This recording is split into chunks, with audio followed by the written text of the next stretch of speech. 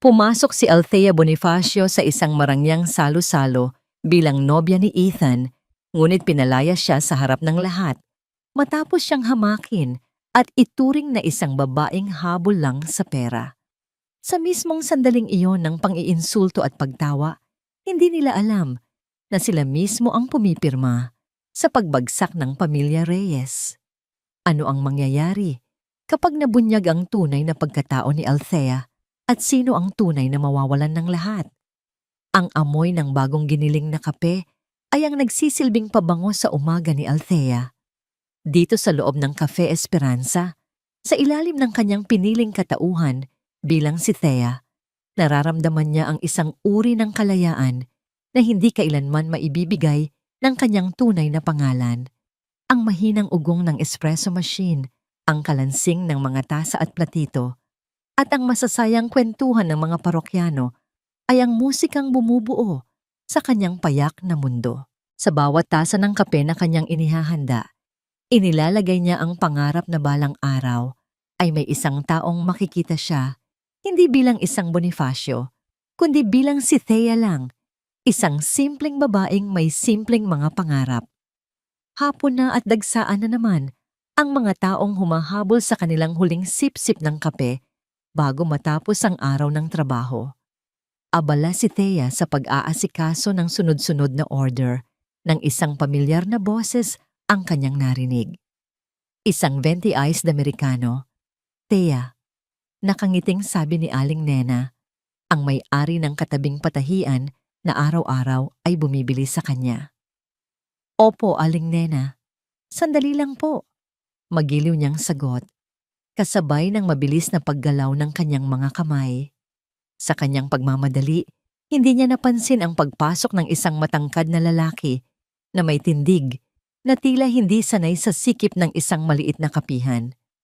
Sa isang mabilis na pag-ikot upang kunin ang yelo, nagulat siya nang biglang may mabangga ang kanyang siko.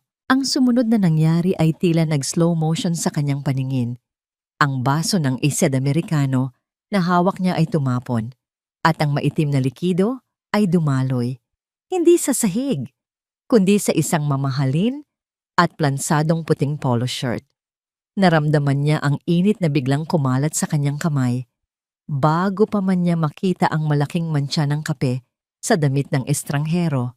Napatigil ang lahat, maging ang mahinang tugtog sa loob ng kafe ay tila nawala.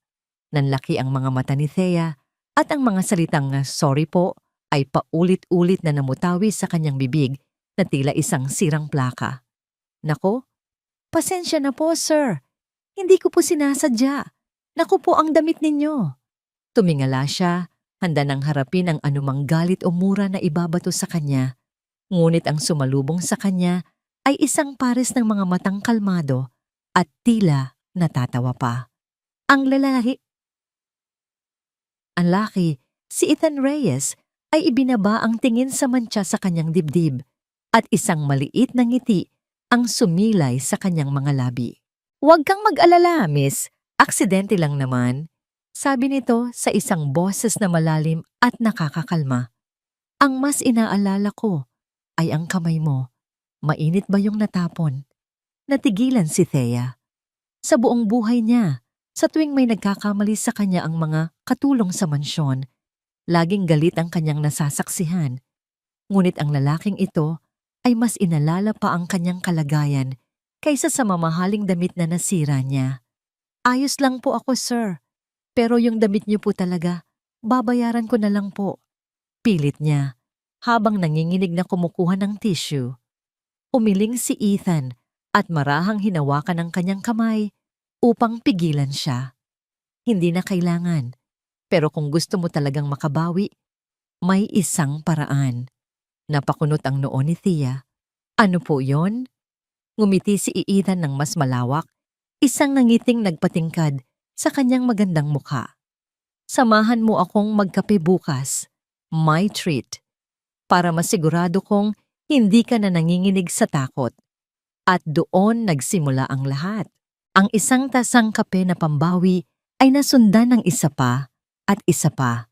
Ang mga pag-uusap nila sa loob ng Cafe Esperanza ay lumipat sa mga bangko ng Quezon Memorial Circle kung saan sabay nilang pinapanood ang paglubog ng araw. Habang tumatagal, mas lalong nahuhulog ang loob ni Althea sa lalaking nakilala niya bilang si Ethan. Minahal niya ang paraan ng pakikinig nito sa kanyang mga kwento tungkol sa mga pangarap na kasing simple ng pagbubukas ng sariling panaderya. Minahal niya kung paano nito sabihin na sawang-sawa na ito sa mundo ng pagkukunwari, na ang tanging hinahanap nito ay isang bagay na totoo, isang taong totoo. Sa bawat salitang binibitawan ni Ethan, pakiramdam ni Thea ay natagpuan na niya ang musikang matagal nang hinahanap ng kanyang puso. Ito na yon. Ito na ang lalaking mamahalin siya bilang si Thea at hindi bilang si Althea Bonifacio. Isang gabi, habang naglalakad sila pauwi, matapos ang isang simpleng hapunan, marahan na hinawakan ni Ethan ang kanyang mga kamay. Ang ilaw mula sa mga poste sa kalye ay nagbibigay ng ginintuang sinag sa kanilang mga mukha. "Tia!" panimula ni Ethan, at sa tono ng boses nito ay alam ni Althea na may mahalaga itong sasabihin. "Sa lahat ng taong nakilala ko, ikaw lang ang nagparamdam sa akin na pwedeng maging simple at masaya ang buhay. Ikaw ang katotohanan sa mundo kong puno ng pagkukunwari." Isang matamis na ngiti ang gumuhit sa mga labi ni Thea. Ang kanyang puso ay tila lumilipad. Ito na ang sandaling pinakahihintay niya. Hinawakan ni Ethan ang kanyang pisngi at ang kanyang mga mata ay puno ng sinseridad. "Kaya gusto kong malaman mo na seryoso ako sa'yo. Sobrang seryoso." Huminga ito ng malalim, tila kumukuha ng lakas ng loob para sa susunod na sasabihin. "Tia, gusto kitang ipakilala sa pamilya ko." Sa isang iglap, ang lumilipad na puso ni Althea ay biglang bumagsak. Ang matamis na ngiti sa kanyang labi ay dahan-dahang naglaho, napalitan ng isang bakas ng kaba at takot na hindi niya magawang itago. Ang pamilya, ang mundong matagal na niyang tinatakasan, ay ang mundong kakatok na ngayon sa pintuan ng kanyang munting paraiso. Ang kulay kahel na sinag ng papalubog na araw ay dahan-dahang gumuguhit sa kalangitan ng Maynila. Ngunit para kay Althea, ang magandang tanawin ay walang kulay. Nakaupo sa pampasaherong upuan ng magarang sasakyan ni Ethan, ramdam niya ang bawat tibok ng kanyang puso na tila isang martilyong pumupukpok sa kanyang dibdib. Pinili niya ang pinakasimple ngunit pinakadesenteng bestida na mayroon siya. Isang kulay krema na damit na hanggang tuhod na sa kanyang palagay ay sapat na upang magbigay galang, ngunit hindi sapat upang magmukhang nagkukunwari. Ang kanyang mga kamay, na karaniwang sanay sa init ng portafilter, ay nanlalamig ngayon habang pinipisil ang isa't isa sa kanyang kandungan. "Huwag kang kabahan, Thea," basag ni Ethan sa katahimikan. Ang isang kamay ay marahang ipinatong sa kanyang hita. "Magugustuhan ka nila." Pilit nang ngumiti si Thea, isang ngiting hindi man lang umabot sa kanyang mga mata. Sana nga. Ngunit ang mga salitang iyon ay walang bigat, sapagkat sa kaloob-looban niya, may isang boses na sumisigaw na isa itong pagkakamali. Ang pagpasok sa mundo ni Ethan ay parang pagtawid sa isang hangganan na hindi na niya maaaring balikan. Nang lumiko ang sasakyan at pumasok sa dambuhalang mga tarangkahan ng Forbes Park, tila huminto sa pag-ikot ang mundo ni Thea.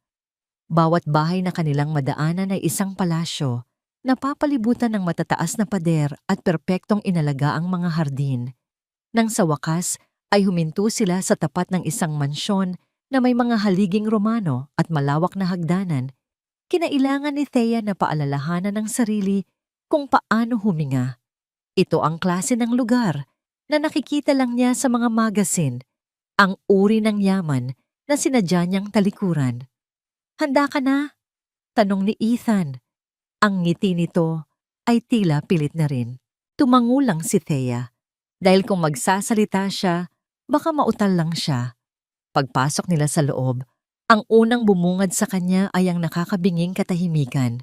Ang sahig na gawa sa marmol ay kumikinang na parang salamin at ang bawat yapak nila ay lumilikha ng alingawngaw sa napakataas na kisame kung saan nakasabit ang isang chandelier na puno ng kristal. Ang hangin ay may amoy ng mamahaling floor polish at isang bagay na hindi niya mawari. Marahil ay ang amoy ng lumang pera. Sa dulo ng engrandeng hagdanan, isang babae na may perpektong ayos at tindig ng isang reyna ang naghihintay. Nakasuot ito ng isang eleganteng itim na damit at ang kanyang mukha, kahit na may edad na, ay walang bahid ng anumang kapaguran. Ito si Doña Margarita Reyes. Sa likod nito ay isang mas batang bersyon niya, si Isabel, na nakahalukip-kip at may mapanuring tingin. "Ethan, anak, you're late," sabi ni Doña Margarita. Ang boses ay kasing lamig ng marmol na kanilang tinatapakan. Ang kanyang tingin ay lumipat mula kay Ethan patungo kay Thea at sinuri siya nito mula ulo hanggang paa sa paraang nagparamdam sa kanya na siya ay isang kulisap na sinusuri sa ilalim ng mikroskopyo. "And this must be Thea." "Magandang gabi po," halos pabulong na sabi ni Thea. Isang matipid na ngiti ang ibinigay ni Doña Margarita. Isang ngiting hindi man lang nagpainit sa kanyang mga mata. "Welcome to our home, Hija." Ang salitang Hija ay dapat sana'y magiliw, ngunit sa paraan ng pagkakasabi nito, para itong isang insulto. Ang hapunan ay isang tahimik na pagpapahirap. Nakaupo si Thea sa isang napakahabang mesa na gawa sa mahogany na napapalibutan ng napakaraming kubyertos na hindi niya alam kung para saan. Ang bawat pagsubo niya ay tila sinusubaybayan, ang bawat pag-inom niya ng tubig ay tila tinitimbang. "So Thea," panimula ni Doña Margarita, matapos punasan ang gilid ng kanyang bibig ng isang linen na napkin. "Sa isang coffee shop ka raw nagtatrabaho? How quaint." "Opo," magalang na sagot ni Thea. "Sa Cafe Esperanza po sa Quezon City." "Ah, I see." Tumango-tango ang Donya. Tila interesado. "Mahirap siguro ang trabahong iyon, laging nakatayo. Sapat ba ang kinikita mo sa pagtitimpla ng kape para sa mga luho mo, Hija?" Ang tanong ay binitiwan na parang isang biro, ngunit ang talim sa likod nito ay kasing tulis ng kutsilyong gamit niya. Naramdaman ni Thea ang pag-init ng kanyang mga pisngi. "Sapat lang po para sa mga pangangailangan ko.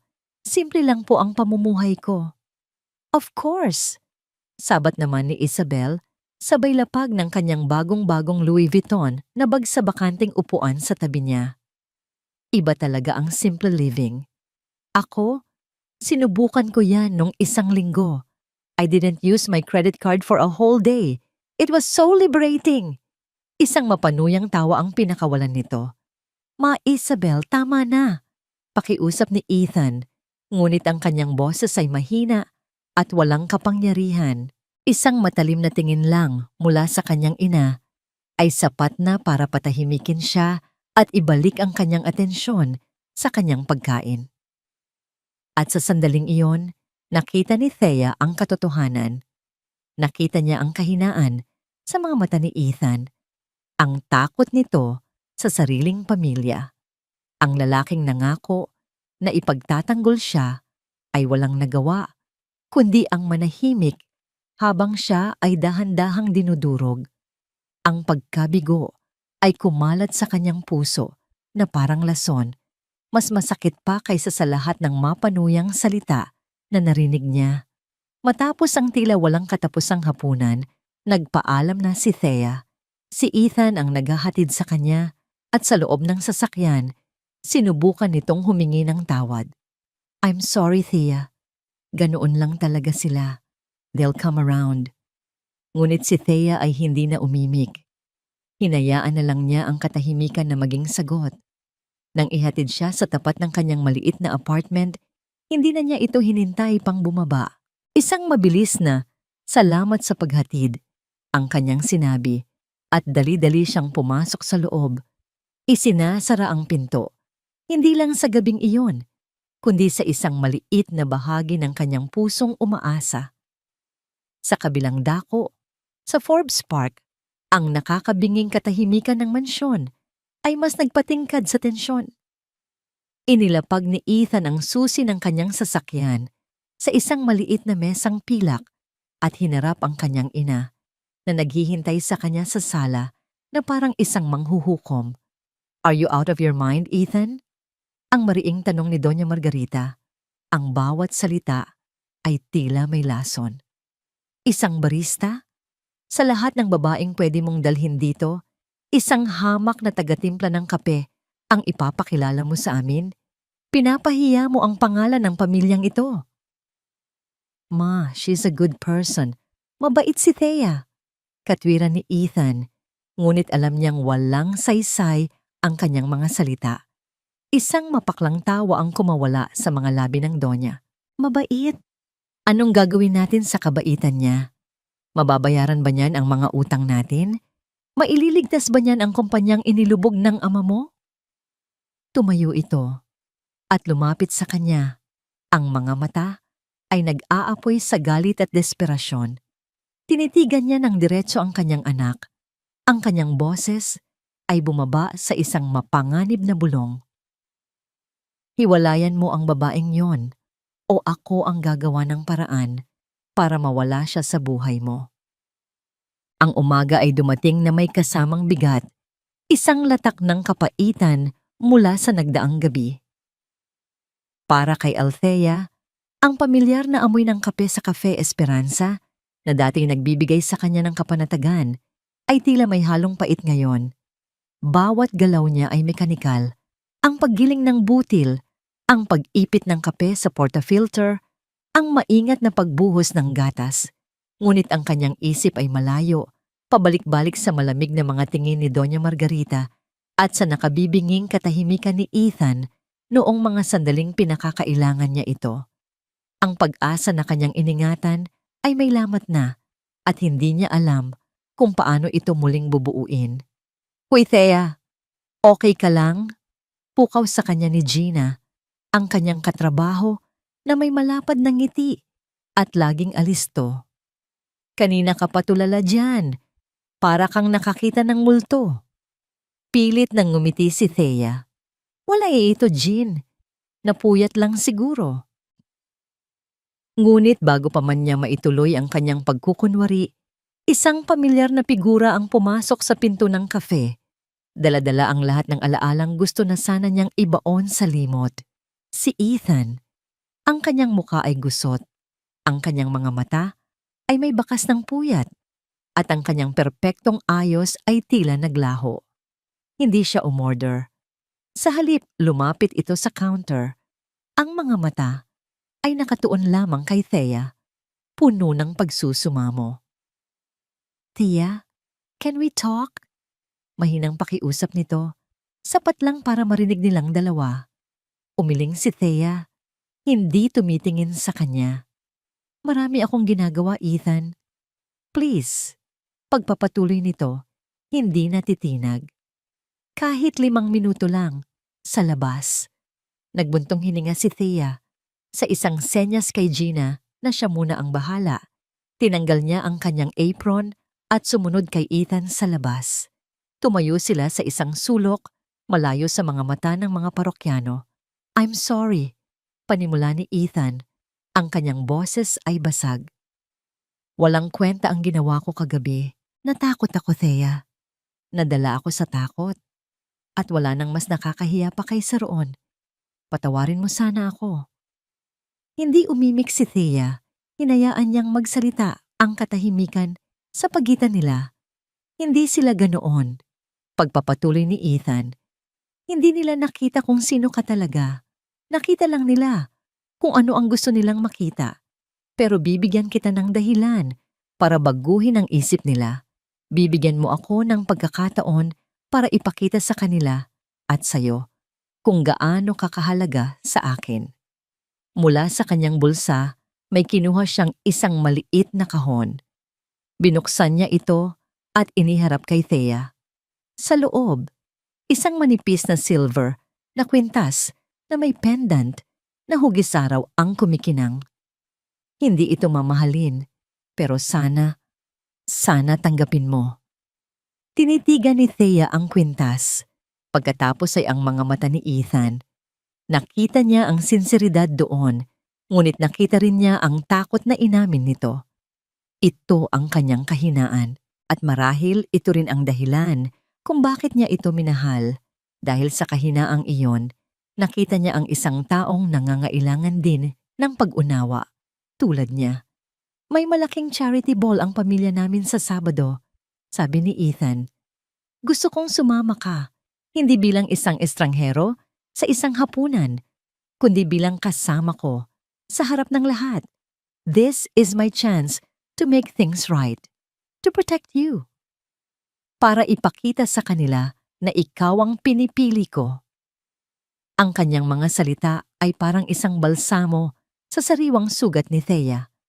Ang pag-aalinlangan ay dahan-dahang napalitan ng isang pamilyar na damdamin, ang pag-ibig na handang maging bulag. Pag-iisipan ko, ang tanging naisagot niya. Kinagabihan, sa kanyang apartment, ang isip ni Thea ay gulong-gulo. Nakaupo sa kanyang kama, hawak ang kwintas na bigay ni Ethan. Kumikinang ito sa ilalim ng liwanag ng kanyang lampara. Isang maliit na bituin ng pag-asa sa gitna ng kanyang kadiliman. Tumunog ang kanyang laptop, hudyat ng isang video call. Sa screen, lumitaw ang mukha ng kanyang ama, si Don Miguel Bonifacio, na nakaupo sa kanyang malawak na opisina sa BGC. Ang mga gusali sa labas ng bintana nito ay kumikinang na parang mga diamante. Anak, bati nito. Ang boses ay laging may bahid ng awtoridad, ngunit may lambing kapag siya na ang kausap. Kamusta ka na dyan? Hindi ka na masyadong tumatawag. Pasensya na po pa, naging abala lang po sa trabaho. Pagsisinungaling niya. Ayos lang po ako dito. Masaya po ako. Pinagmasdan siya ng kanyang ama. Ang mga mata nito ay matalas at tila kayang basahin ng kanyang kaluluwa. Sigurado ka? Your voice sounds different. Kung may problema, sabihin mo lang. Isang tawag mo lang, Althea, at uuwi ka na. Wala po talaga pa. Promise. Pilit niyang pinasigla ang kanyang boses. Na-miss ko lang po kayo. Matapos ang tawag, mas lalong bumigat ang kanyang dibdib. Nagsinungaling siya sa nag-iisang taong hinding-hindi siya pababayaan para lamang protektahan ang isang pag-ibig na hindi niya tiyak kung kaya siyang protektahan pabalik. Pumunta siya sa harap ng salamin, hawak pa rin ang kwintas. Tinitigan niya ang kanyang refleksyon. Si Thea, ang babaeng simple, ang babaeng pinili ni Ethan. Ito ba talaga ang gusto niya? Ang isuko ang kapayapaang ito para sa isang laban na hindi naman sa kanya? Ngunit habang tinititigan niya ang sarili, nakita niya ang takot sa kanyang mga mata at nagalit siya. Hindi siya pinalaki para maging isang duwag. Sa isang iglap ng desisyon, isinuot niya ang kwintas. Ang malamig na metal ay dumampi sa kanyang balat at kasabay nito ay ang isang resolusyon na ipaglalaban niya ang pag-ibig na ito. Patutunayan niya sa pamilya, Reyes, at sa kanyang sarili na karapat-dapat siyang mahalin. Habang hinahaplos niya ang pendant na hugis araw sa kanyang dibdib, isang mahinang tunog ang narinig niya mula sa kanyang telepono. Isang text message mula sa isang numerong hindi rehistrado. Dahan-dahan niya itong binuksan at ang kanyang mga mata ay nanlaki sa nabasa. Dalawang maikling pangungusap na nagpabagsak sa lahat ng tapang na kanyang inipon. Huwag kang pumunta sa party. Hindi mo magugustuhan ang mangyayari. Gabi na sa Forbes Park, ngunit sa loob ng pribadong pag-aaral ni Doña Margarita Reyes, ang oras ay tila hindi gumagalaw. Ang silid ay isang testamento sa yaman, mga antigong kasangkapan na gawa sa Nara, makakapal na Persian na alpombra at mga painting na nilikha ng mga pambansang alagad ng sining. Ngunit ang lahat ng karangyaan ito ay isa na lamang maskara, isang manipis na tabing na nagtatago sa nabubulok na katotohanan. Nakaupo sa kanyang malaking silyang balat, si Margarita ay hindi nagbabasa ng libro o o pumipirma ng tseke. Sa halip, nakatitig siya sa isang dokumento sa kanyang mesa. Isang sulat mula sa bangko na ang bawat salita ay tila isang pako na ibinabaon sa kanyang kabaong. Ang kanyang mga daliring pinalamutian ng mga diamanteng singsing ay nanginginig habang dahan-dahan niyang nilulukot ang papel. Ang makinis na papel ay nagiging isang pangit na bola sa kanyang palad, kasabay ng pagkasira ng kanyang pinag-ingatang composure. Ang galit ay nagsimulang umakyat sa kanyang lalamunan, isang pamilyar na apoy na matagal na niyang kasama. Hindi ito galit sa bangko o sa mundo. Ito ay galit sa kanyang yumaong asawa, isang galit na kasing sariwa pa rin ng araw na inamin nito ang lahat. Bigla, ang kanyang isip ay bumalik sa nakaraan. Sa gabing iyon, sa mismong silid na ito. Si Ricardo, ang kanyang asawa, ay nakatayo sa tabi ng bintana.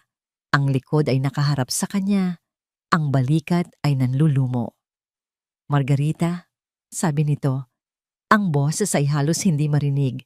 "Nalulugi na tayo. Isinugal ko ang lahat sa isang masamang pamumuhunan. Lahat ay mawawala." Ang mga salitang yon ay hindi niya malilimutan kailanman. Hindi ang paghingi nito ng tawad, kundi ang kahinaan sa boses nito ang nagpaalab ng kanyang galit. At sa pagpanaw nito, ilang buwan lamang ang nakalipas, iniwan sa kanya ang isang bagsak na imperyo at isang pangalang kailangan niyang iligtas mula sa kahihiyan. Ang marahas na pagtunog ng kanyang telepono ang pumutol sa kanyang pagbabalik tanaw.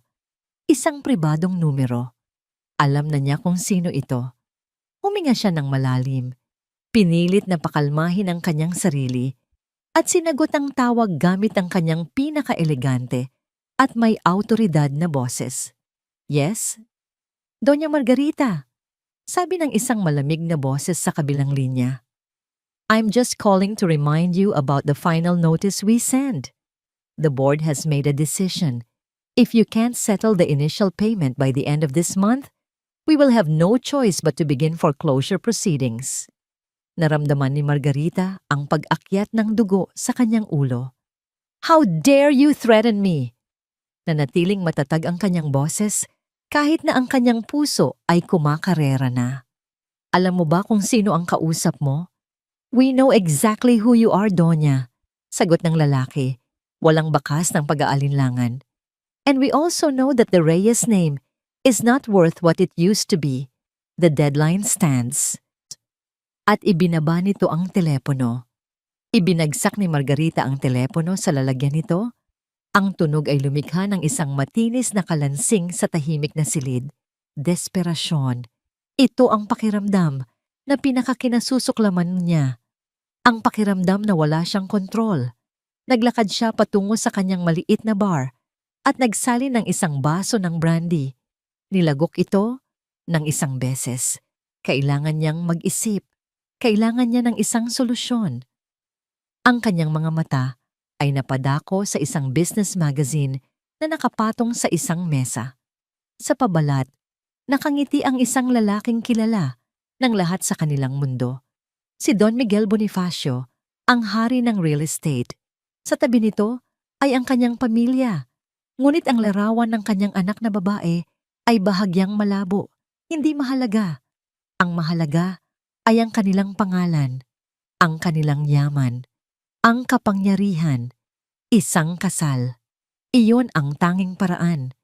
Isang kasal na mag-uugnay sa pangalan ng Reyes sa isang mas malaki at mas matatag na pamilya. Si Ethan ang kanyang tanging alas, ang kanyang sakripisyo para sa kaligtasan nilang lahat. At sa pagitan ng planong yon at ng katuparan nito ay may isang balakid, ang hamak na barista. Isang walang pangalan, walang yaman, walang kwentang babae na naglalagay ng mga romantikong ideya sa utak ng kanyang hangal na anak. Kailangan itong mawala. Ngunit ang paghiwalayin lamang sila ay hindi sapat. Kailangan niyang sirain ang anumang nararamdaman ni Ethan para dito. Sirain ito sa paraang hindi na kailanman mabubuo pa. Sa isang biglaang kapasyahan, kinuha niya muli ang kanyang telepono at tinawagan ng isang numero mula sa isang lumang itim na aklat. "Raul?"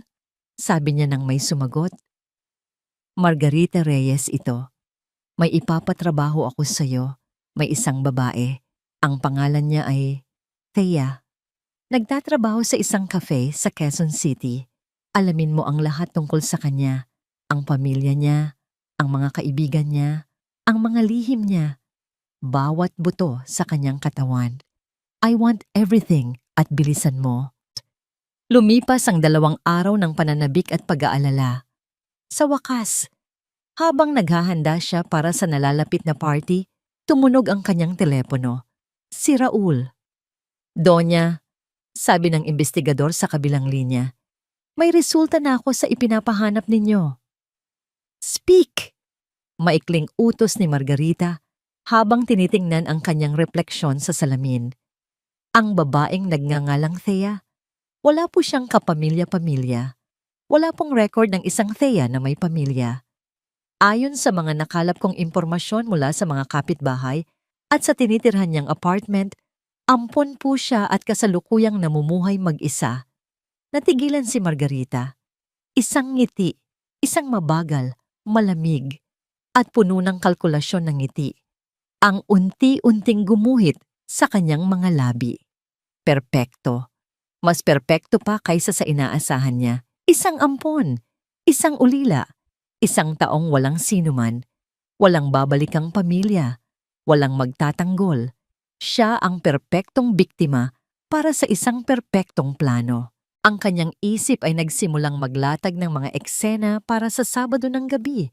Bawat detalye ay maingat na inilalagay sa tamang lugar. Ang entablado ay nakahanda na. At sa gabing iyon, sa harap ng lahat, ipapakita niya sa kanyang anak at sa buong mundo kung ano ang nangyayari sa mga basurang nagtatangkang pumasok sa kanyang palasyo. Ang mga salita sa text message ay paulit-ulit na umikot sa isipan ni Althea na parang isang basag na plaka, isang mapanirang ugong sa gitna ng katahimikan ng kanyang apartment. "Huwag kang pumunta sa party." Sino ang nagpadala noon? Isang kaibigan na nag-aalala? O isang kaaway na nais maghasik ng takot? Ang bawat teorya ay mas lalong nagpapabigat sa kanyang dibdib. Sa Biyernes ng gabi, isang araw bago ang nakatakdang pagdiriwang, pakiramdam niya ay napapalibutan siya ng mga aninong hindi niya makita. Nakatayo siya sa tabi ng kanyang bintana. Pinagmamasdan ang walang katapusang daloy ng mga sasakyan sa ibaba. Ang mga ilaw nito ay tila mga naglalakbay na bituin. Ngunit sa halip na mamangha, naramdaman niya ang pag-iisa. Bawat sasakyang yon ay may patutunguhan, habang siya ay narito, nalilito, sa sangandaan ng pag-ibig at pagdududa. Isang katok sa pinto ang pumutol sa kanyang malalim na pag-iisip. Nag-alinlangan siyang buksan ito, ngunit nang marinig niya ang pamilyar na boses ni Ethan, na marahang tumatawag sa kanyang pangalan, ang kanyang mga takot ay bahagyang napawi. Pagbukas niya ng pinto, isang Ethan na iba sa karaniwan ang kanyang nakita.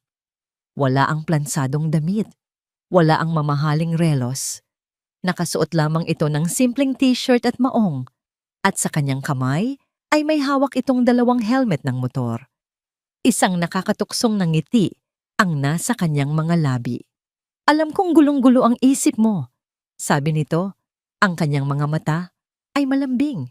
"Kaya naisip kong kailangan nating tumakas. Kahit ngayong gabi lang. Kalimutan mo muna ang party. Kalimutan mo ang pamilya ko. Ngayong gabi, tayo lang." Hindi na niya hinintay ang sagot ni Thea. Marahan niyang hinawakan ang kamay nito at iginiya siya palabas. Ang pagsakay sa motor ni Ethan ay isang uri ng kalayaan. Ang hangin ay humahampas sa kanilang mga mukha at niyakap ni Thea si Ethan ng mahigpit. Ipinipikit ang kanyang mga mata at dinadama ang bawat sandali. Ang mga problema ay tila naiwan sa alikabok na kanilang nililikha.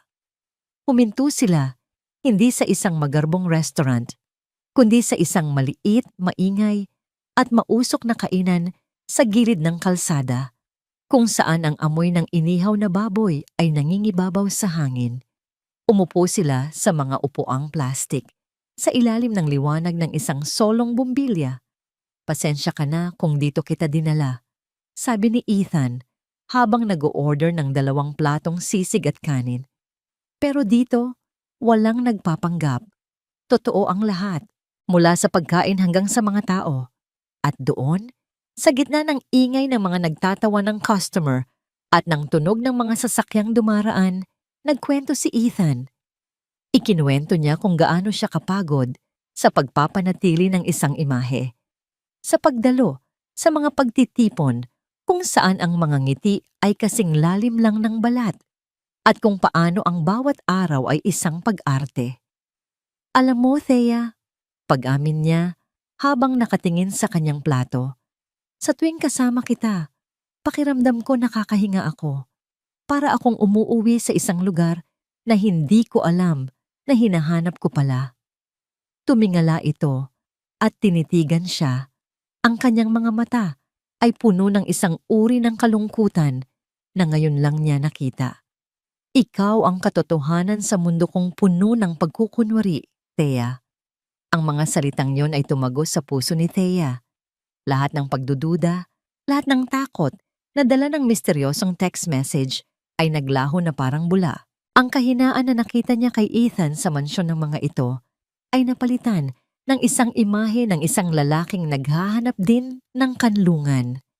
At gusto niyang siya ang maging kanlungan na yon. Matapos kumain, naglakad sila sa kahabaan ng Manila Baywalk. Ang araw ay ganap ng lumubog, ngunit nag-iwan ito ng mga kulay sa ulap, lila, kahel, at rosas. Ang alat ng hangin ay humahalo sa simoy ng gabi. Umupo sila sa isang pader na bato, magkatabi. Ang kanilang mga balikat ay nagkakadikit habang pinapanood ang mga alon na marahang humahalik sa dalampasigan. "Pangako," bulong ni Ethan habang nakatingin sa malayong karagatan. "Ano man ang mangyari bukas, ano man ang sabihin nila, hindi kita bibitawan. Ipaglalaban kita. This time, I promise." Naniwala si Thea. Sa sandaling iyon, sa ilalim ng papalubog na araw, sa harap ng malawak na karagatan, naniwala siya sa bawat salita. Ang kanyang puso ay buo na muli, puno ng tiwala at pag-ibig na walang hanggan. Nang ihatid siya pabalik sa kanyang apartment, ang katahimikan sa pagitan nila ay hindi na nakakabingi, kundi puno ng mga pangakong hindi na kailangang bigkasin. Bago siya bumaba, marahang hinaplos ni Ethan ang kanyang pisngi at idinampi ang isang magaan na halik sa kanyang noo, isang halik na nangangako ng proteksyon at pag-aalaga. "Magkita tayo bukas," nakangiting sabi nito. "Magkita tayo bukas," sagot niya. Ang kanyang sariling ngiti ay puno ng pananabik. Pinanood niya ang pag-alis ni Ethan, ngunit nang tumalikod na ito upang muling isuot ang kanyang helmet, hindi nakita ni Thea ang pagbabago sa mukha nito.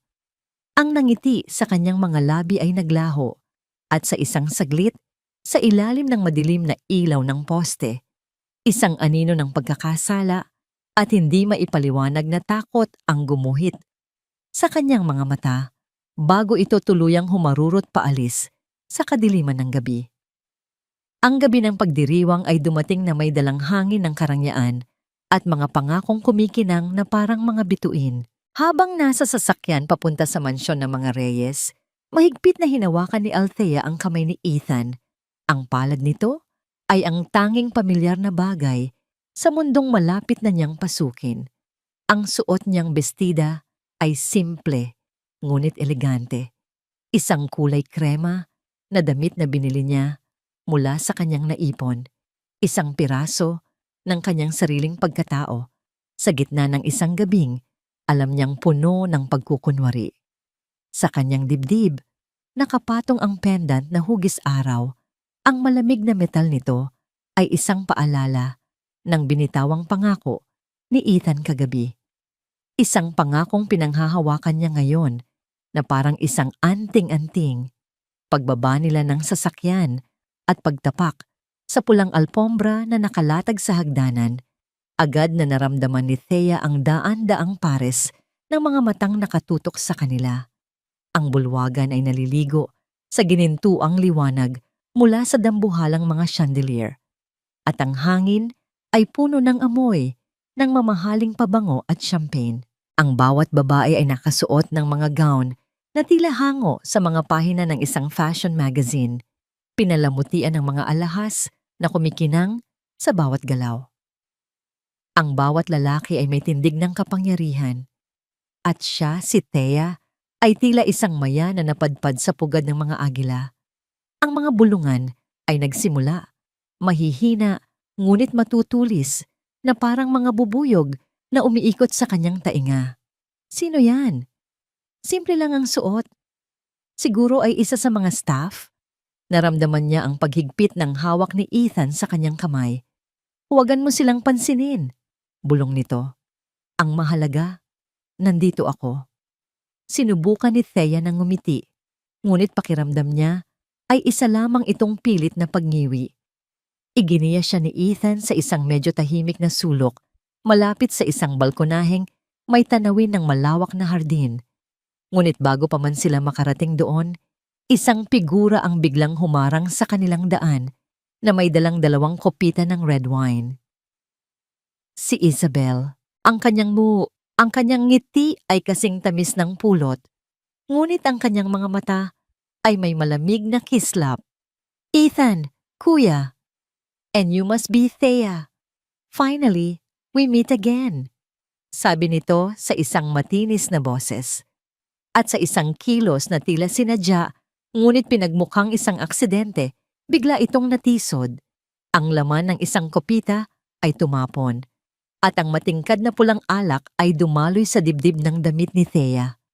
Ang kulay krema na tela ay mabilis na sinipsip ang alak, na lumikha ng isang malaki at pangit na mantsa na tila isang dumudugong sugat. Isang kolektibong pagsinghap ang narinig mula sa mga taong nakapaligid sa kanila. Ang init ng kahihiyan ay mabilis na umakyat sa mukha ni Thea. Mas mainit pa kaysa sa alak na bumasa sa kanyang balat. Oh my goodness, I'm so sorry. Sigaw ni Isabel, ang kanyang pagkukunwaring gulat ay perpekto. Ang clumsy ko talaga. Isabel! Sigaw ni Ethan. Ang kanyang boses ay puno ng galit. Agad siyang kumuha ng isang napkin at sinubukang punasan ng mantsa, ngunit mas lalo lang itong kumalat. Tara, Thea. Sa loob, hahanap tayo ng paraan. Hinawakan ni Ethan ang braso ni Thea upang ihatid siya palayo sa mga mapanuring mata ng mga bisita. Ngunit isang boses ang pumigil sa kanila, isang boses na kalmado, kontrolado, ngunit may bigat na kayang magpatigil ng lahat. Ethan, si Doña Margarita. Nakatayo ito hindi kalayuan sa kanila. Ang kanyang mukha ay walang emosyon, ngunit ang kanyang mga mata ay nakatutok sa kanyang anak na may isang babala. Ang isang salitang iyon ay sapat na. Agad na natigilan si Ethan. Ang galit sa kanyang mukha ay dahan-dahang naglaho, napalitan ng pamilyar na takot. Binitiwan niya ang braso ni Thea. Naiwang nakatayo si Thea sa gitna ng lahat, mag-isa. Ang mantsa sa kanyang damit ay tila isang markang naghihiwalay sa kanya sa lahat ng tao sa silid na yon. At sa tabi niya, si Ethan, ang kanyang tagapagtanggol, ay muling naging isang estatwang walang kakayahang gumalaw. Sa perpektong tiyempo, tila isang direktor na nagmamando sa kanyang entablado, si Doña Margarita ay lumakad patungo sa maliit na entablado kung saan tumutugtog ang string quartet. Kinuha niya ang mikropono mula sa nagulat na MC. Isang mahinang pagtap sa mikropono ang nagpatahimik sa buong bulwagan. Ang lahat ng mga mata ay napunta sa kanya.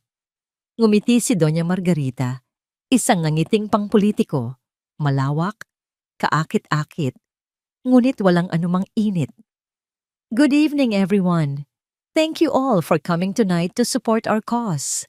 Panimula niya, ang kanyang boses ay umaalingaw-ngaw sa bawat sulok ng silid. It is always a pleasure to be surrounded by friends, by family, and by people of distinction. Ang kanyang mga mata ay marahang lumibot sa mga bisita, at sa huli, ito ay huminto at tumitig.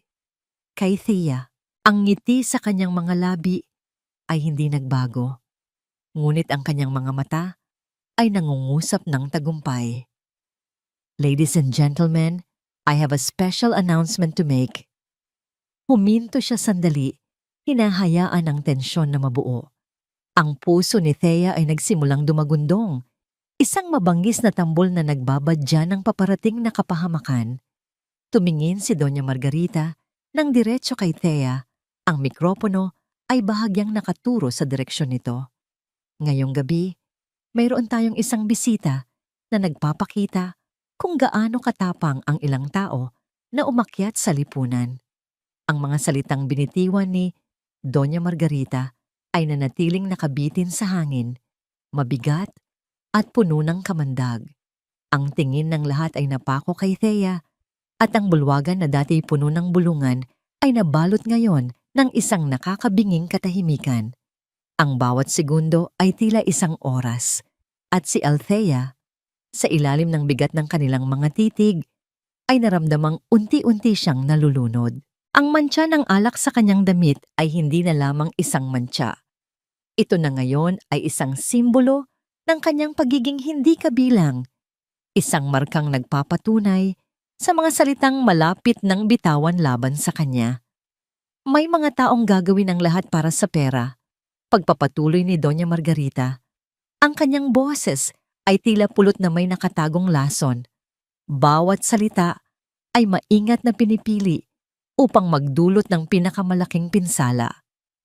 Gagamitin nila ang kanilang ganda, ang kanilang kahinaan, upang umakit ng mga taong hindi nila kauri.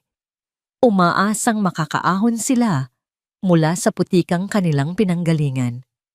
Isang alon ng bulungan ang muling kumalat sa mga bisita. Si Thea ay napatingin kay Ethan. Ang kanyang mga mata ay nagmamakaawa. Isang tahimik na pagsusumamo na gawin niya ang kanyang ipinangako. Ngunit si Ethan ay nakatayo lamang doon. Ang kanyang muka ay kasing puti ng kanyang damit.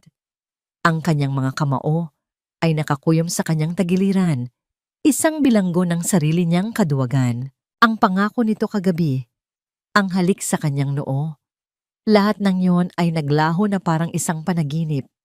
Ang babaeng ito, sabi ni Doña Margarita, itinaas ang kanyang kamay at itinuro si Thea na parang isang bagay na pandidirihan. Ay isang perpektong halimbawa, isang ulilang walang pinanggalingan, isang hamak na tagatimpla ng kape na nangahas mangarap na maging isang reyes. Ang salitang ulila ay tumama kay Thea na parang isang malakas na sampal. Paano niya nalaman? Ang kasinungalingan na ginamit niya para protektahan ang kanyang sarili ay ang mismong sandata na ginagamit ngayon para wasakin siya. Lumakad si Doña Margarita pababa ng entablado. Ang kanyang bawat hakbang ay may bigat at layunin. Naglakad siya papalapit kay Thea na parang isang mandaragit na papalapit sa kanyang nasukol na biktima. Mula sa kanyang mamahaling Hermes bag, dumukot siya ng isang makapal na bungkos ng pera at sa isang kilos na puno ng paghamak, inihagis ito sa mukha ni Thea. Ang mga papel na pera ay lumipad sa hangin bago dahan-dahang bumagsak sa sahig sa paligid niya. Ang ilan ay dumampi sa kanyang damit, sa kanyang buhok. Ang tunog ng pagbagsak ng pera sa marmol na sahig ay ang tanging maririnig sa buong silid. Ito ang pinakamatinding uri ng insulto. Isang pagyurak sa kanyang pagkatao na mas masakit pa kaysa sa anumang pisikal na pananakit. Heto, sabi ni Doña Margarita, ang kanyang boses ay malamig na parang yelo. Bayad para sa serbisyo mo. Siguro naman ay sapat na yan para makahanap ka ng ibang bibiktimahin. Huwag mo nang babalikan ang anak ko. Ang mga luha na kanina pa pinipigilan ni Thea ay nagsimula nang mamuo sa kanyang mga mata ginagawang malabo ang lahat ng nakikita niya. Ngunit bago pa man niya magawang sumagot o kahit man lang gumalaw, si Isabel ay lumapit din. Ang kanyang muka ay may ngiting mapang-asar. "Kawawa ka naman," sabi ni Isabel sa isang boses na nagkukunwaring naaawa. "Hindi mo ba alam? Gold diggers like you are a dime a dozen. You should have aimed higher." At sa isang biglaang kilos, itinulak niya si Thea ng malakas sa balikat. Dahil sa gulat at sa kawalan ng balanse, natumba si Thea. Ang kanyang mga tuhod ay tumama sa malamig at matigas na marmol na sahig. Ang kanyang palad ay sumayad sa sahig upang alalayan ang kanyang pagbagsak. At doon, sa gitna ng bulwagan, sa harap ng daan-daang estranghero, siya ay nakaluhod na parang isang pulubi, napapalibutan ng perang inihagis sa kanya. Mula sa kanyang kinabagsakan, itinaas niya ang kanyang nanginginig na tingin. Hinanap niya ang mga mata ni Ethan. Ang kanyang puso ay sumisigaw ng kanyang pangalan. Umaasa pa rin. Sa kabila ng lahat na may gagawin ito, nakita niya ito. Nakatayo pa rin sa parehong lugar. Ang kanyang mukha ay puno ng paghihirap. Ang kanyang mga mata ay puno ng awa. Ngunit hindi pagkilos. Walang ginawa. Pinanood lang niya ang pagkasira ng babaeng sinumpaan niyang poprotektahan. At ang realisasyong iyon, ang katotohanang iyon, ang tuluyang bumasag sa anumang natitira sa kanyang puso.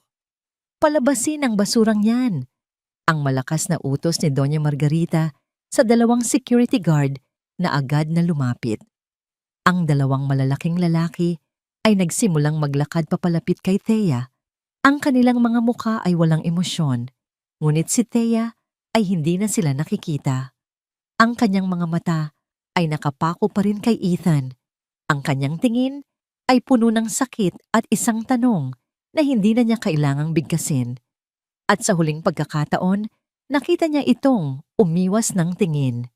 Doon, ang huling hibla ng kanyang pag-asa ay naputol. Itinikom niya ang kanyang mga mata. Handa nang tanggapin ang kanyang kahihiyan. Handa nang magpaanod sa dilim na bumabalot sa kanya. Para kay Ethan, ang oras ay tumigil sa pag-ikot. Ang buong bulwagan, ang mga taong nakapaligid, ang musikang kanina lang ay maririnig. Lahat ay naglaho at naging isang malabong larawan. Ang tanging malinaw sa kanyang paningin ay ang babaeng nakaluhod sa sahig. Ang kanyang payak na damit ay may mantsa na parang isang sariwang sugat. Napapalibutan ng mga piraso ng pera na parang mga tuyong dahon sa taglagas. Si Thea, ang kanyang Thea, isang bahagi ng kanyang pagkatao, isang boses sa kanyang kaloob-looban, ay sumisigaw. Gumalaw ka! Tumayo ka para sa kanya! Tulungan mo siya! Ang kanyang mga kalamnan ay nanigas. Gustong gumawa ng isang hakbang pasulong. Gustong takpan si Thea gamit ang kanyang katawan laban sa kahihiyan. Ngunit ang kanyang mga paa ay tila ipinako sa sahig na marmol, mabigat na parang tingga, hindi maigalaw. Ang kanyang mga mata ay lumipat mula kay Thea patungo sa kanyang ina. Si Doña Margarita ay nakatayo doon, matikas at hindi matinag. Ang kanyang mukha ay isang maskara ng malamig na tagumpay. Ang tingin nito ay sumalubong sa tingin niya at sa isang iglap, ang tinging iyon ay naghatid ng isang malinaw na mensahe, isang banta, isang utos, isang paalala ng kanyang lugar sa mundong ito. Ang mga salita nito, mula sa nakaraang gabi, ay umalingaw-ngaw sa kanyang isipan, kasing lakas ng isang kulog. Hiwalayan mo ang babaeng yon, o ako ang gagawa ng paraan para mawala siya sa buhay mo. Ang takot, isang malamig, pamilyar na takot, na kasama na niya mula pagkabata, ay gumapang sa kanyang likuran at pumulupot sa kanyang puso. Hinihigpitan ito hanggang sa halos hindi na siya makahinga. Ang kanyang isip ay bumalik sa gabi bago ang lahat ng ito sa tabi ng Manila Bay. Naalala niya ang alat ng hangin, ang init ng kamay ni Thea sa kanyang kamay, at ang bigat ng pangakong binitiwan niya na may kasamang sinseridad. Pangako, ano man ang mangyari bukas, hindi kita bibitawan. Ipaglalaban kita. Ang alaala ay isang nagbabagang bakal na tumutusok ngayon sa kanyang budhi. Isang pangakong sinira niya sa sandaling pinakakailangan itong tuparin. Anong klaseng lalaki siya? Anong klaseng pag-ibig ang kaya niyang ibigay kung sa unang pagsubok pa lamang ay sumuko na siya? Gusto niyang isigaw ang lahat ng ito. Gusto niyang sabihin kay Thea na patawarin siya, na hindi ito ang gusto niya. Ngunit walang salitang lumabas sa kanyang lalamunan. Ang kanyang dila ay tila na paralisa at ang tanging nagawa niya ay ang manood. Isang tahimik na manonood sa sarili niyang trahedya. Nakita niya ang pagbagsak ng mga luha ni Thea. Nakita niya ang pagtulak ni Isabel. Nakita niya itong bumagsak. At ang pinakamasakit sa lahat, nakita niya ang mga mata nitong naghahanap sa kanya, mga matang puno ng sakit, pagtataka, at huling hibla ng pag-asa. At sa huling pagkakataon, sa pinakaduwag na sandali ng kanyang buhay, iniwas niya ang kanyang tingin. Hindi na niya kayang salubungin ang mga matang iyon, sapagkat sa mga iyon ay nakikita niya ang salamin ng kanyang sariling pagkukulang, ang larawan ng isang duwag. Itinuon niya ang kanyang mga mata sa sahig, sa kumikinang niyang sapatos na katad, sa anumang bagay maliban sa babaeng sinira ng kanyang katahimikan. Ang tunog ng mga yabag ng mga security guard ay nagsimulang lumapit. Bawat hakbang ay isang dagundong sa kanyang dibdib. Ito na. Ang huling pagkakataon. May ilang segundo pa para gumawa ng tama. Gumalaw ka, Ethan. Gumalaw ka. Ngunit ang kanyang katawan ay hindi sumunod. Siya ay isang estatwa, isang palamuti sa karangyaan ng kanyang pamilya. Walang sariling kalooban, walang sariling kaluluwa. Habang papalapit na ang mga gwardya kay Thea, at habang tinatakpan na niya ang kanyang mga mata sa kahihiyan, isang malakas at nakakayanig na tunog ang biglang bumasag sa nakakasukang katahimikan ng bulwagan. Isang malakas na kalabog. Ang dambuhalang pintuan sa pasukan ng mansyon ay bumukas ng may puwersa. Ang dalawang panig nito ay bumangga sa mga pader na lumikha ng isang ingay na nagpatigil sa lahat, maging sa mga gwardyang handa nang hawakan si Thea.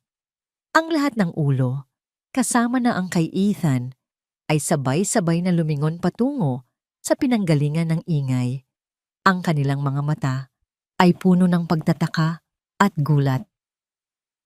Para kay Althea, ang malakas na pagbukas ng pinto ay isang malayong ingay lamang, isang tunog mula sa ibang mundo na hindi na niya bahagi. Ang kanyang katotohanan ay lumiit at naging kasing lawak lamang ng espasyo sa sahig na kanyang kinaluluhuran. Ang lamig ng marmol ay gumagapang sa kanyang mga tuhod at palad, ngunit hindi nito matalo ang mas matinding panlalamig na bumabalot sa kanyang puso. Ang mundo sa paligid niya ay gumagalaw na parang isang pelikulang naka-slow motion. Ang mga tunog ay naging mahina at malayo. Ang mga bulungan ay tila hangin na lamang. Ang mga pagsinghap ay tila mga alon mula sa malayong dalampasigan. Ang kanyang mga mata na malabo na dahil sa mga luhang hindi pa pumapatak ay nakikita lamang ang mga piraso ng isang basag na larawan. Ang kumikinang na sapatos ng mga bisitang nakapalibot sa kanya na parang isang pader.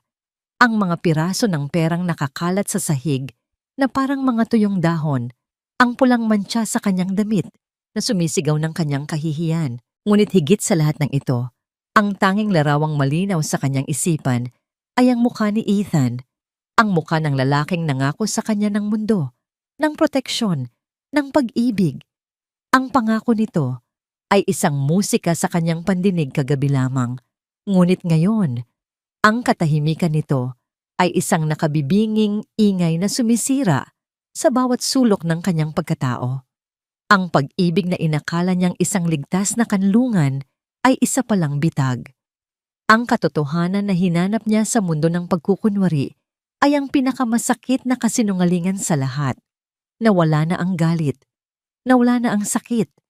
Ang natitira na lamang ay isang malawak, malamig, at nakakakilabot na kawalan. Isang emptiness. Pakiramdam niya ay isa siyang basong babasagin na tuluyan ng nabitawan, ang kanyang mga piraso ay nagkalat sa sahig at imposibleng mabuo pang muli. Ang pangarap niya na mahalin bilang si Thea, isang simpleng babae, ay naging isang bangungot na gumising sa kanya sa katotohanang kahit kailan, hindi siya maaring maging simple lamang. Ang kanyang pangalan at ang kanyang yaman ay isang anino na susundan siya kahit saan siya magtago. Ang pag-ibig, isang salitang napakaganda pakinggan, ngunit ngayon ay may lasa ng lason sa kanyang dila. Ibinigay niya ang lahat para dito, ang kanyang tiwala, ang kanyang puso, ang kanyang kahinaan, at bilang kapalit, tinanggap niya ang paghamak, pagtataksil, at ang nakakapanlumong panunood lamang ng lalaking kanyang minahal habang siya ay dinudurog. Ang mga guwardiya ay papalapit na. Nakikita niya ang kanilang mga anino sa sahig, ngunit wala na siyang pakialam. Wala nang natitirang lakas sa kanya para lumaban o kahit man lang tumayo. Handa na siyang magpatangay. Handa na siyang tanggapin na sa laban na ito natalo siya. Natalo ng walang kalaban-laban. Dahan-dahan, sa isang huling akto ng pagsuko, ipinikit niya ang kanyang mga mata. Sa dilim ng kanyang isipan, tinanggap na niya ang kanyang katapusan. Ang pagtatapos ng kanyang matamis na kasinungalingan. Ang pagtatapos ni Thea. Ngunit sa gitna ng kadilimang iyon, sa gitna ng kanyang pagsuko, isang boses ang bumasag sa lahat. Isang boses na hindi niya narinig sa loob ng napakatagal na panahon sa ganitong tono. Isang boses na puno ng yelo, bakal, at walang kapantay na kapangyarihan. Isang boses na kaya niyang kilalanin kahit saan, kahit sa gitna ng 1,000 tao. Ang boses ng kanyang ama. Get your filthy hands off my daughter. Ang bawat salita ay isang dagundong, isang kulog na yumanig sa buong bulwagan at sa natutulog na diwa ni Althea. Ang kanyang mga mata na kanina lang ay nakapikit sa pagkatalo ay dahan-dahang bumukas. Ang kawalan ay napalitan ng isang maliit na kislap ng pagtataka at pagkatapos, pag-asa. Ang boses na yon, para kay Althea, na nakaluhod pa rin sa malamig na sahig, ang boses na yon ay isang kidlat na gumising sa kanyang manhid na kaluluwa. Dahan-dahan, itinaas niya ang kanyang tingin mula sa sahig patungo sa malawak na pasukan. Doon, sa ilalim ng arko ng pinto, nakatayo ang isang figura na tila nililok mula sa kapangyarihan. Ang kanyang ama, si Don Miguel Bonifacio. Hindi siya nag-iisa. Sa kanyang likuran ay may 2 lalaking nakasuot ng matatalim na business suit. Ang kanilang mga mukha ay seryoso at walang emosyon, hawak ang mga itim na briefcase na tila naglalaman ng bigat ng batas. Si Don Miguel mismo ay nakatayo ng tuwid. Ang kanyang mamahaling Amerikana ay perpektong nakapatong sa kanyang mga balikat. Ang kanyang mukha ay isang kalmadong karagatan bago ang isang marahas na bagyo. Ang mga bulungan na kanina lamang ay muling nagsisimula ay biglang namatay. Ang mga bisita ay tila mga estatwang sabay-sabay na napako sa kanilang kinatatayuan. Ang kanilang mga mata ay lumilipat mula sa dambuhalang figura sa pintuan patungo sa babaeng nakaluhod sa sahig at pabalik. Ang isang tanong ay nabuo sa isipan ng lahat. Sino ang taong ito? Ngunit si Doña Margarita ay hindi na kailangang magtanong. Ang kulay ay unti-unting nawala sa kanyang mukha at ang kanyang mga labi na kanina lang ay may mapanuyang ngiti ay bahagyang nakaawang ngayon sa hindi makapaniwalang pagkatulala. Ang kanyang mga mata ay nanlaki sa pagkilala at pagkatapos sa isang uri ng takot na hindi pa niya naramdaman sa buong buhay niya. Ang pangalan ay namutawi sa kanyang isipan na parang isang sumpa. Bonifacio. Naglakad si Don Miguel. Ang kanyang mga sapatos na gawa sa balat ay lumilikha ng isang mabagal. Sinasadyang tunog sa marmol na sahig. Isang ritmong tila nagmamarka sa pagtatapos ng isang panahon. Ang mga tao ay kusang loob na tumabi, na parang mga alon na humahati upang magbigay daan sa isang hari. Walang sino man ang nangahas na huminga ng malakas. Ang kanyang mga mata ay hindi lumibot. Nakatuon lamang ito sa iisang direksyon, sa kanyang anak. Nilampasan niya si Isabel na tila ito ay hangin. Nilampasan niya si Ethan, hindi man lang ito binigyan ng isang sulyap. Huminto siya ng direkta sa harap ni Althea. Sa isang iglap, ang malamig at bakal na ekspresyon sa kanyang muka ay naglaho. Napalitan ng isang sakit na tanging isang ama lamang ang makakadama. Marahan, lumuhod siya sa isang tuhod. Hindi alintana ang kanyang mamahaling pantalon o ang mga matang nanonood. Hinubad niya ang kanyang Amerikana at maingat na ipinatong ito sa mga balikat ni Althea. Tinatakpan ng mantsa ng alak at ang kahihiyang idinulot nito. Binabalot siya sa init at sa pamilyar na amoy ng kanyang pabango. Anak, bulong niya, ang kanyang boses ay puno ng lambing na para lamang sa kanya. Let's go home! Inanggat niya si Althea patayo. Ang kanyang mga kamay ay matatag at puno ng suporta. Sa tulong ng kanyang ama, naramdaman ni Althea ang lakas na unti-unting bumabalik sa kanyang mga binti. Tumayo siya, hindi na bilang Thea na biktima, kundi bilang Althea, na may proteksyon ng kanyang ama sa kanyang likuran. Sandali! Ang nanginginig na sigaw ni Doña Margarita na tila natauhan mula sa kanyang pagkatulala. Sino ka para basta nalang pumasok dito? At anong karapatan mong angkinin ang babaeng yan? Humarap si Don Miguel sa kanya at ang malamig na maskara ay bumalik sa kanyang mukha. Tinitigan niya si Doña Margarita, isang tingin na tila kayang magpatunaw ng bakal. You didn't just insult a barista, Mrs. Reyes, sabi niya. Ang kanyang boses ay kalmado, ngunit bawat salita ay may bigat ng isang sentensya. You assaulted the sole heiress of Bonifacio Land Holdings. Huminto siya. Hinahayaan ang mga salitang yon na lumubog. You assaulted my daughter, Althea Bonifacio. Isang kolektibong pagsinghap ang umalingaw-ngaw sa buong bulwagan. Ang pangalang Bonifacio ay isang lindol na yumanig sa pundasyon ng kanilang maliit na mundo. Si Ethan ay napaurong. Ang kanyang mukha ay nagpakita ng ganap na pagkalito at pagsisisi. Tila ngayon lang niya naunawaan ang lahat. Hindi maaari. Halos pabulong na, sabi ni Margarita. Ngunit hindi pa tapos si Don Miguel.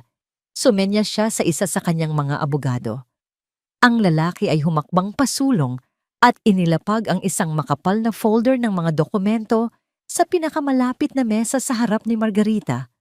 Mrs. Reyes, sabi ng abogado sa isang formal at walang emosyong boses, that's a lawsuit for defamation, public humiliation, and physical assault against my client, Miss Althea Bonifacio. At ang isa pa, idinagdag niya habang inilalabas ang isa pang dokumento, is the official notice that our affiliate bank is calling in all your outstanding corporate and personal debts. Effective immediately. Ang huling mga salitang yon ang tuluyang pumatay sa anumang natitirang lakas ni Doña Margarita. Ang kanyang mga tuhod ay bumigay. Ang kanyang mukha ay nawalan ng lahat ng kulay. Ang kanyang mundo na binuo sa pagkukunwari at utang ay gumuho sa isang iglap. Bumagsak siya sa sahig, isang reynang nawalan ng korona at kaharian. Althea! Isang basag na boses ang tumawag sa kanyang pangalan. Si Ethan. Lumapit ito ng isang hakbang. Ang kanyang mga mata ay puno ng luha at desperasyon. Ngunit bago pa man niya maituloy ang kanyang sasabihin, lumingon si Althea at tinitigan siya. Ang mga mata ni Althea ay hindi na puno ng pag-ibig o sakit. Ang mga ito ay walang laman, malamig, at sa katahimikang yun, sa tingin yun na mas masakit pa kaysa sa anumang sampal. Naunawaan ni Ethan na hindi lang ang yaman ng kanyang pamilya ang nawala sa gabing iyon. Nawala rin niya ang babaeng tunay na nagmahal sa kanya magpakailanman. Ang mga sumunod na araw ay dumaan na parang isang malabong panaginip para kay Althea. Ang katahimikan ng kanyang silid sa mansyon ng mga Bonifacio na dati kinaiinisan niya dahil sa kawalan ng buhay ay naging isang kanlungan. Ang malakas na buhos ng ulan sa labas ay tila isang tangis mula sa kalangitan, nakikiramay sa sakit na dahan-dahan niyang pinoproseso sa kanyang puso. Hindi na siya si Thea ang barista na may simpleng mga pangarap, ngunit hindi pa rin niya lubos na maramdaman na siya si Althea, ang tagapagmana. Sa ngayon, siya ay isang babaeng nasa pagitan ng dalawang mundo, pinipilit na buuin ang mga basag na piraso ng kanyang pagkatao. Ang balita tungkol sa biglaang pagbagsak ng pamilya Reyes ay kumalat na parang apoy sa alta sosyedad. Ang mga ari-arian nila ay isinubasta. Ang kanilang mga account ay ni-freeze at ang kanilang pangalan, na dati simbolo ng karangyaan, ay naging kasing kahulugan na ngayon ng kahihiyan at pagkalugi. Ngunit para kay Althea, ang mga balitang ito ay hindi nagdulot ng kasiyahan o paghihiganti. Nagdulot lamang ito ng isang malalim na pakiramdam ng kapaguran. Isang hapon, habang nakaupo siya sa tabi ng bintana at pinapanood ang pagtila ng ulan, kumatok at pumasok ang kanyang ama. May dala itong isang tasa ng mainit na tsa. "Para sa'yo, anak," sabi ni Don Miguel. Ang kanyang boses ay malumanay. Umupo ito sa tapat niya. "Alam kong kailangan mo ng panahon, pero gusto ko lang malaman mo na nandito lang ako. Ano man ang desisyon mo, susuportahan kita." Tumingin si Althea sa kanyang ama, at sa unang pagkakataon mula noong gabing iyon, isang tunay na emosyon ang gumuhit sa kanyang mukha. Pasasalamat. "Salamat po, pa," halos pabulong niyang sabi. "Patawad po kung nagsinungaling ako." Umiling si Don Miguel. "Naiintindihan ko, Althea. Hinanap mo ang isang bagay na totoo. At minsan, sa paghahanap na yon, nasasaktan tayo. Ang mahalaga ay kung paano ka babangon." Ang kanilang pag-uusap ay nagpatuloy, hindi bilang isang tycoon at ang kanyang tagapagmana, kundi bilang isang ama at isang anak na muling nagkakaugnayan. At sa mga sandaling iyon, naramdaman ni Althea ang isang uri ng paghilom na nagsisimula sa kanyang kalooban. Kinabukasan, tumila na ang ulan at ang araw ay muling sumikat. Ngunit kasabay ng pagbabalik ng liwanag ay ang pagbabalik ng isang anino mula sa kanyang nakaraan. Isang tawag mula sa gwardiya sa gate ang nagpaalam sa kanya na may isang taong pilit na gustong pumasok. Si Ethan Reyes. Sa una, tumanggi si Althea, ngunit isang bahagi niya ang nakakaalam na kailangan niya itong harapin. Hindi para sa kanya, kundi para sa kanyang sarili. Para sa isang malinis na pagtatapos, pinapasok niya ito, ngunit sa hardin lamang. Ayaw niyang dungisan ng kanyang presensya ang loob ng kanilang tahanan. Pinanood niya itong maglakad papalapit mula sa bintana ng sala. Ang dating Ethan na may tindig ng kayabangan ay wala na. Ang kaharap niya ngayon ay isang lalaking mukhang mas matanda ng 10 taon. Ang kanyang mga balikat ay nanlulumo sa bigat ng pagsisisi, ang kanyang mga damit. Bagamat maayos pa rin, ay tila maluwag na sa kanyang payat na katawan. Nakatayo ito sa gitna ng perpektong hardin, tila isang ligaw na damo. Bumaba si Althea upang harapin siya. Tumayo sila nang may ilang talampakang pagitan, isang distansyang hindi na kayang punan ng anumang salita. "Althea," panimula ni Ethan. Ang kanyang boses ay paos. "Wala akong ibang sasabihin kundi patawad. Alam kong huli na ang lahat. Alam kong wala ng kwenta ang mga salita ko. Pero kailangan mong malaman na nagsisisi ako. Bawat segundo, bawat araw, pinagsisisihan ko ang kaduwagan ko." Tinitigan lamang siya ni Althea. Ang kanyang mukha ay kalmado. Wala na ang sakit, wala na ang galit. Ang natitira na lamang ay isang malinaw na pag-unawa. Mahal kita, Althea. Mahal na mahal kita. Pagpapatuloy nito, ang mga luha ay nagsimula nang mamuo sa kanyang mga mata. Handa akong gawin ang lahat para maibalik ka. Magtatrabaho ako, magsisimula ako ulit mula sa wala. Para sa'yo. Isang mahinang mapait na ngiti ang sumilay sa mga labi ni Althea. Huli na, Ethan. Sabi niya, ang kanyang boses ay matatag at walang bahid ng pag-aalinlangan. Hindi ang pera o ang yaman ang problema. Kahit kailan, hindi iyon naging problema. Ang problema ay ikaw. Natigilan si Ethan. Ang minahal ko ay ang ideya ng isang lalaking ipaglalaban ako. Pagpapatuloy ni Althea. Ang lalaking nangako sa akin sa tabi ng dagat. Ang lalaking pinaniwalaan kong totoo. Hindi ikaw yon. Ang lalaking kaharap ko ngayon ay ang lalaking nanood lang habang dinudurog ako ng sarili niyang pamilya. At ang lalaking iyon, Ethan, hinding-hindi ko na kayang mahalin pa. Ang bawat salita ay isang katotohanang hindi na kayang itanggi ni Ethan. Yumuko ito talunan. Paalam, Ethan, sabi ni Althea. Tumalikod siya. Hindi na lumingon pa. Naglakad siya pabalik sa loob ng mansyon. Ang kanyang bawat hakbang ay mas magaan kaysa sa dati. Iniwan niya sa hardin kasama ni Ethan ang lahat ng sakit at pait ng nakaraan. Pagdating sa pinto, huminto siya at tumingin hindi sa labas, kundi sa malawak na hagdanan na patungo sa itaas, patungo sa opisina ng kanyang ama, patungo sa kanyang kinabukasan. Isang bagong determinasyon ang nabuo sa kanyang dibdib. Tapos na ang pagtatago. Tapos na ang pagtakbo. Oras na para harapin kung sino talaga siya. Tumingin siya sa bintana, hindi na upang tingnan si Ethan na naglalakad paalis, kundi upang pagmasdan ang abot tanaw kung saan ang mga gusali ng Bonifacio Global City ay nagniningning. At sa katahimikan ng kanyang sarili, isang bulong ang kanyang binitiwan, isang pangako sa kanyang hinaharap.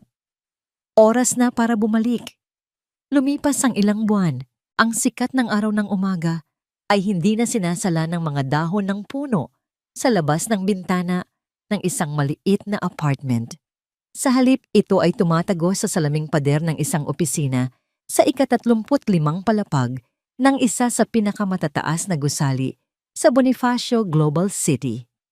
Ang amoy ng kape ay naroon pa rin, ngunit hindi na mula sa espresso machine na siya mismo ang nagpapatakbo, kundi mula sa isang porselanang tasa na maingat na inilapag sa kanyang malawak na lamesang gawa sa salamin at bakal. Ito ang bagong mundo ni Althea Bonifacio.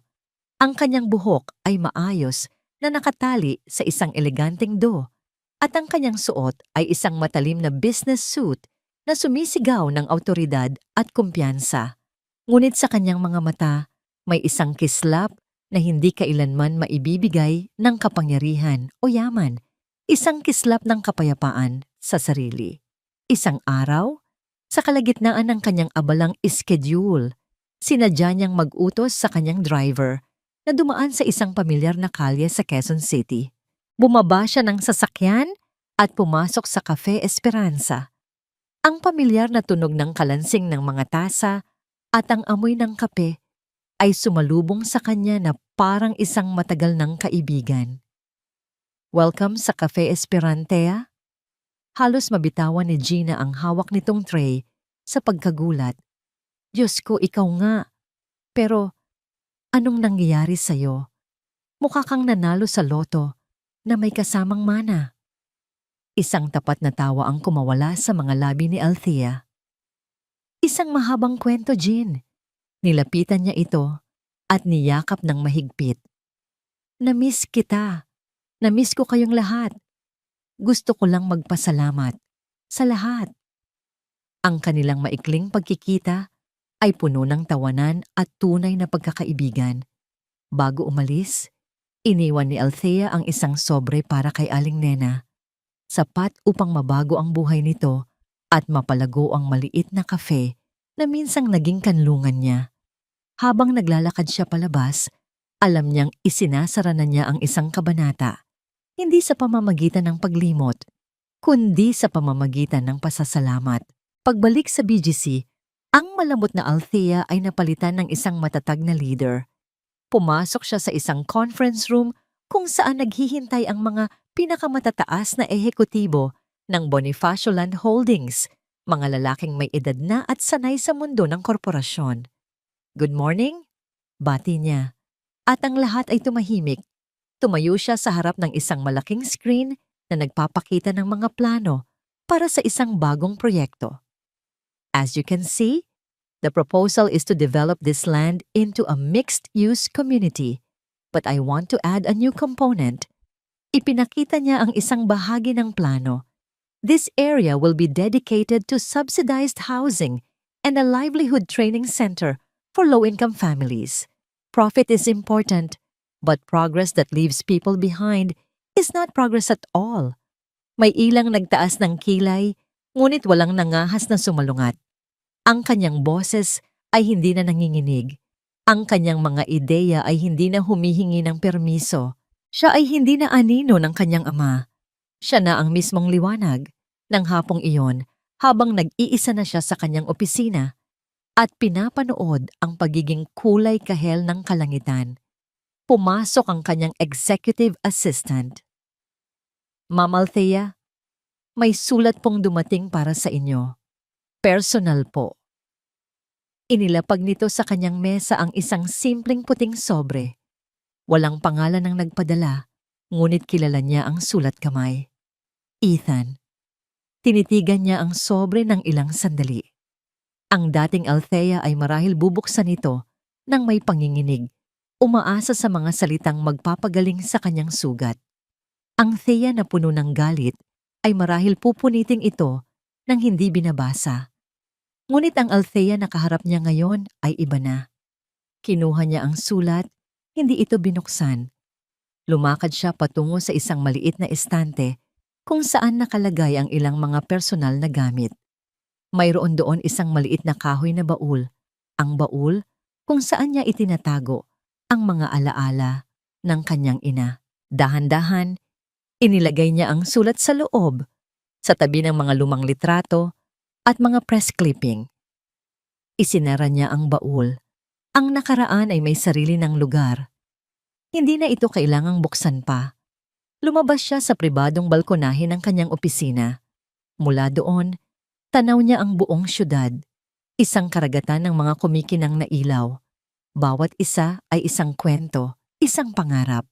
Ang malamig na hangin ng gabi ay humaplos sa kanyang mukha. Hindi na siya si Thea na nagtatago sa pagiging simple. Hindi na siya si Althea na winasak ng isang masakit na pag-ibig. Siya si Althea Bonifacio, buo, malaya, at handa nang simulan ang kanyang tunay na kwento. At sa unang pagkakataon, sa ilalim ng mga bituin na tila abot kamay na niya, isang ngiti ang gumuhit sa kanyang mga labi.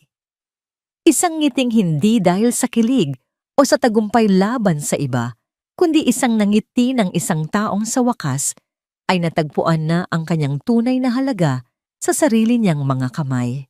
Sa huling hanshin ko, Coach Yengnay, malinaw na hindi kayamanan, apelyido, ay kapangyarihan ang tunay na sukatan ng halaga ng isang tao, kundi ang dignidad, prinsipyo, at kakayahang tumayo kahit wasak na ang puso. Si Althea Bonifacio ay minsang pinili ang manahimik, magpakumbaba, at magmahal ng totoo. Ngunit nang yurakan ang kanyang pagkatao, pinili niyang magising at ipaglaban ang sarili. At sa kanyang paggising, kusang gumuho ang mga taong nabuhay sa kasinungalingan, kasakiman, at pagmamataas. Ang pamilyang Reyes ay naging paalala na ang kasamaan, gaano man ito katagal magtago sa likod ng karangyaan, ay may hangganan. Sa huli, ang mabuti ay ginagantimpalaan, hindi dahil naghiganti si Althea, kundi dahil pinili niyang maging matatag, malaya, at totoo sa sarili. Ikaw, Kung ikaw ang nasa kalagayan ni Althea, pipiliin mo bang manatiling tahimik o ipaglaban ang iyong halaga? Naniniwala ka ba na darating din ang hustisya sa tamang panahon? At sa mga nanonood naming patuloy na sumusuporta, kumusta ka? May kwento ka rin bang nais ibahagi? Huwag kang mag-atubiling magkomento sapagkat mahalaga sa amin ang iyong tinig. Tata,